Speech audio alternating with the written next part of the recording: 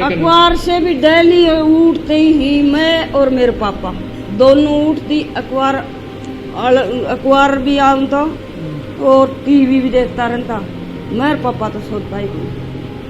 हम बस ये युद्ध की बात करता रहता, वो युद्ध हो खबर की बात सुनता, रेडियो हमारे कान का करने लगे रहते। 26 जुलाई, ये दिन भला कौन भारतीय भूल सकता है, जब आज से 22 साल पहले 26 जुलाई के दिन भारत ने कारगिल के युद्ध में पाकिस्तान को हराया था।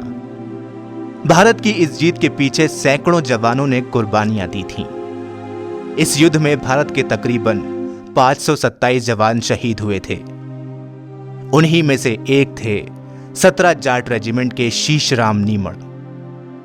22 साल पहले की उन यादों के बारे में बताते हुए शहीद की वीरांगना कहती है, युद्ध के दौरान फोन पर 1 मिनट बात करने के लिए 1 से 1.5 घंटे का सफर तय करना पड़ता था और फिर भी बात नहीं हो पाती थी। 2-3 बार ब्याणी जाके भी फोन कराई, 2 बार मैं ब्याणी गई और मेरे भाई को लेके फोन में बात करने के लिए, तो बोला 17 जाट रेजिमेंट तो सबसे आगे है और आगे भेज रखी है सीओ, बोला युद्ध चल रही, बात को नहीं हुई। बोला कि 17 जाट रेजिमेंट को ये है, बोले सीओ से बात हुई थी, बोले वो तो आगे भेज रखी है और वो जोर की बात हो रही है। हाँ 1 घंटा को था है, 1 घंटा 1.5 घंटा वो रास्ता होगा। वीरांगना बिमला देवी ने बताया कि जब अंतिम बार शीशराम नीमड़ छुट्टी खत्म होने के बाद गए थे तो कारगिल युद्ध शुरू हो चुका था। उन्होंने अपने हाथ की अंगूठी निकालकर बिमला को दी और कहा कि ये मेरी निशानी है।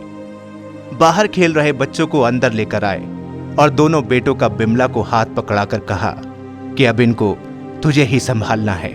ये नहीं बोला ये अंगूठी मत या कि आप पैर लो, वो रहा नहीं इतने पैर ही रखी, और मैंने बोला नहीं या अंगूठी तो आप रख ले या पैर की रख, और यह मेरी निशानी है याद रखिए जाते वक्त। और अंगूठी पर आके फिर बाहर से दोनों लड़का लेके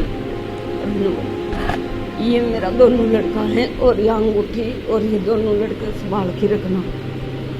शीशराम नीमड़ जब शहीद हुए उनका बेटा विक्रम सिर्फ 5 साल का था और अब वो 27 साल का हो गया है।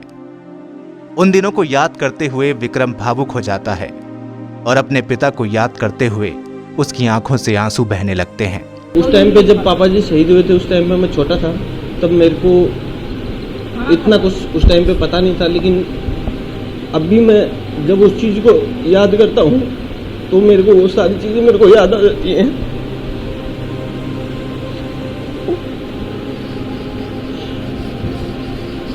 मैं जब भी उस चीज़ को सोचता हूँ तो मेरे को लगता है कि मेरे पापा क्यों नहीं है और सबके पापा हैं, और मेरे को हमेशा वो कमी महसूस होती है।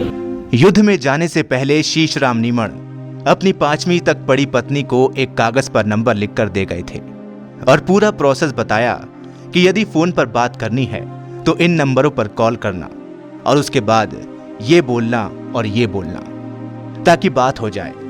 वो कागज का टुकड़ा आज भी बिमला ने संभाल कर रखा है और गाहे बगाहे कॉल कर लेती है कि कहीं उसके पति की आवाज सुन जाए।